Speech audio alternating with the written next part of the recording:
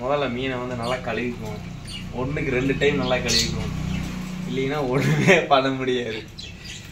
மீன் குழம்பு வைக்கிறது பெரிய விஷயம் இல்லை, மீனை கழுவுறது தான் பெரிய விஷயமே.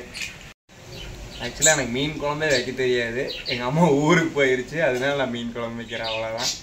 எங்கள் அம்மா வந்து எல்லாமே பண்ணி வச்சுட்டு போயிடுச்சு. என்னென்னா வெங்காயம் இதெல்லாம் வந்து வறுத்து வச்சுட்டு போயிடுச்சு. நான் வறுத்தா வந்து கருகு விட்டேன்னா மீன் குழம்பு வேஸ்ட்டாக போயிருமாம்மா. சரி பார்ப்போம் எப்படி தான் மீன் குழம்பு வைக்கிறதுன்னு.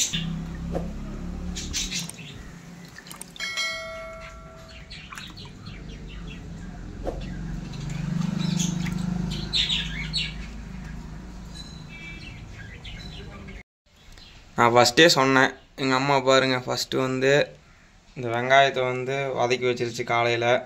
அதுக்கப்புறம் ஏதோ பொடி அரைச்சி வச்சுருக்குது, இந்த பொடி உள்ளே கொட்டணும். இது என்னன்னு தெரில எனக்கு. அப்புறம் வந்து இதை போட்டு தான் வணக்கணுமாமா. புளியை வந்து கரைச்சி ஊற்றணும். எல்லாமே ரெடி பண்ணி வச்சுட்டு காலையில் நேரத்தில் ரெடி பண்ணி வச்சுட்டு ஊருக்கு கிளம்பிடுச்சு. இப்போ நான் தான் மீன் குழம்பு வைக்கணும்.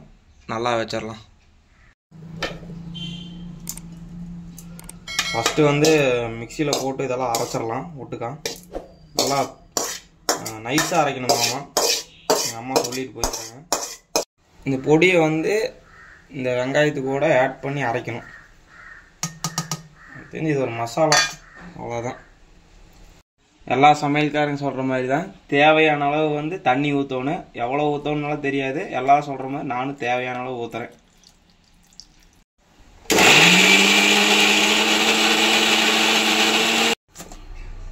போதும், நல்லா பேஸ்ட் மாதிரி அரைஞ்சிருச்சு. இதுக்கு மேலே அரைக்க வேண்டாம், போதும். ஓகே, தண்ணி ஊற்றி புளியை ஊற வச்சுக்கலாம் நண்பர்களே. முதல்ல அடுப்பு பற்ற வைக்கணும், அப்புறம் தான் சமையல் பண்ணணும்.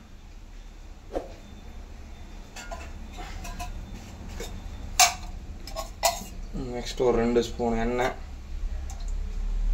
ஊற்றிட்டு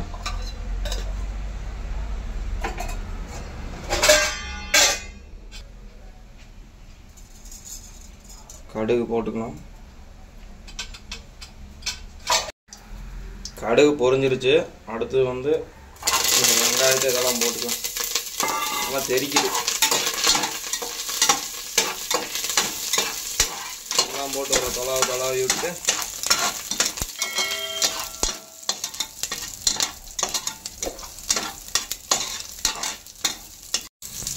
இந்த அரைச்சி வச்சுக்கிறத ஊற்றிக்கலாம்.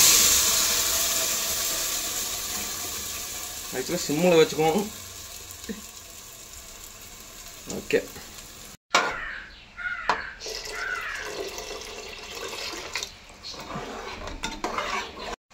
தேவையான அளவு உப்பு சேர்த்துக்கொள்ளுங்கள்.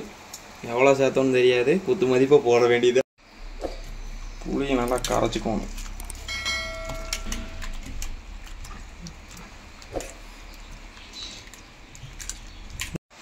இப்போ வந்து மசாலா வந்து நல்லா கொதிச்சுட்டு இருக்குது. இப்போ வந்து நம்ம புளி தண்ணி ஆட் பண்ணுறோம்.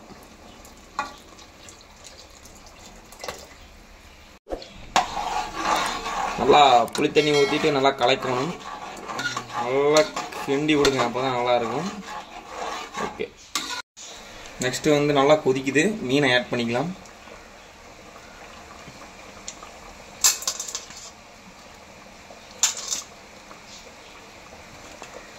நம்ம என்ன நிலைமையில் இருக்குன்னு தெரியல.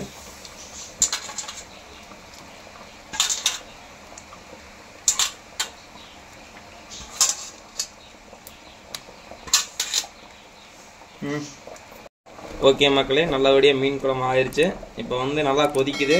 இந்த ஸ்டேஜில் வந்து நம்ம ஆஃப் பண்ணிடணும். ஆஃப் பண்ணி மூடி வச்சிடணும்.